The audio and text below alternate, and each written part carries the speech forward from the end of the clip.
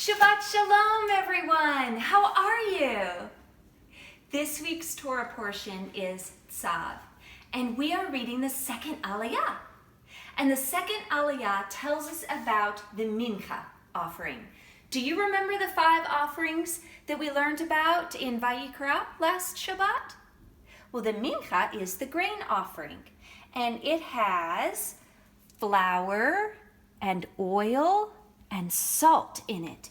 And they mixed it all up, and then if they were going to burn it up, they'd put some frankincense, or it says incense, on it, which was probably frankincense, and then they would completely burn it up to the Lord. But the rest of it, the priests would get to eat.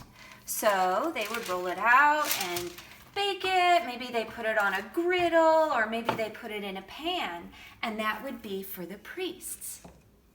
Well, this week we're about to have another kind of bread that also starts with an M, that also has flour and water in it, and there's one thing that's the same about the 2 different breads. Do you know what it is? No yeast. So this week, when Pesach starts, Passover, we're going to eat matzah. And the matzah and the minchah, which we're reading about in this week's parsha, both have no yeast. What do you think Adonai is trying to tell us about that? Let's read. So, in Exodus chapter 12, verse 39, it says, with the dough they had brought from Egypt, they baked cakes of unleavened bread. The dough was without yeast because they had been driven out of Egypt and did not have time to prepare food for themselves. So the matzah was made quickly because they didn't have time to bake it. So that teaches us that when Adonai calls us to go somewhere or do something, we go, and we go fast, right? Yes. What else does it teach us?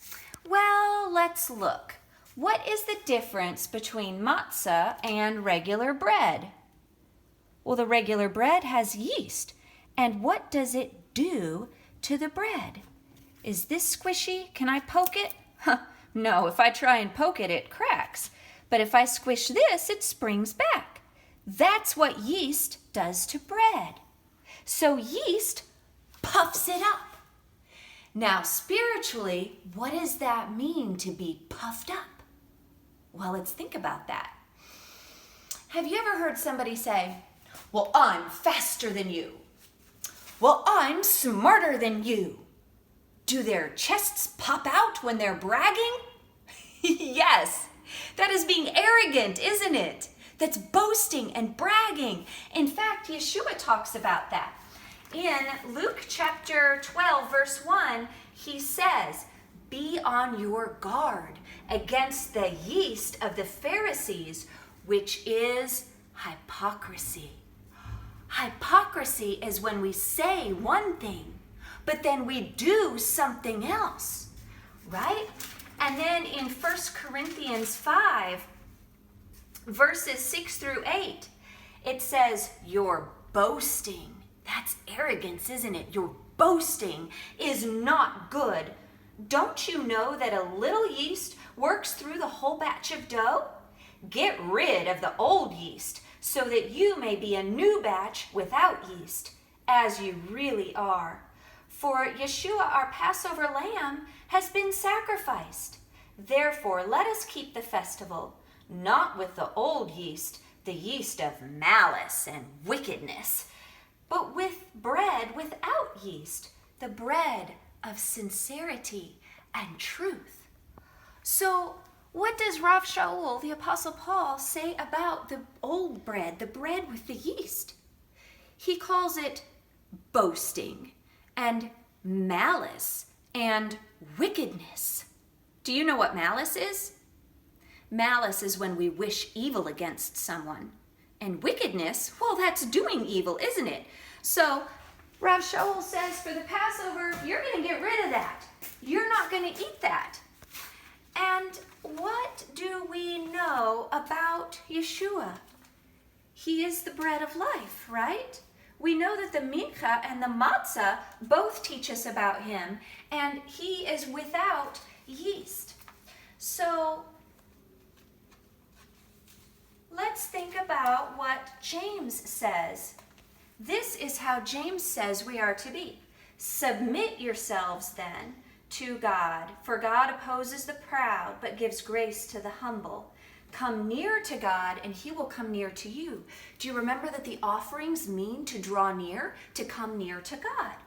Wash your hands, you sinners, and purify your hearts, you double-minded. Change your laughter to mourning and your joy to gloom. Humble yourselves before the Lord, and he will lift you up. So the opposite of boasting is to be humble. And Yeshua teaches us that by his own example.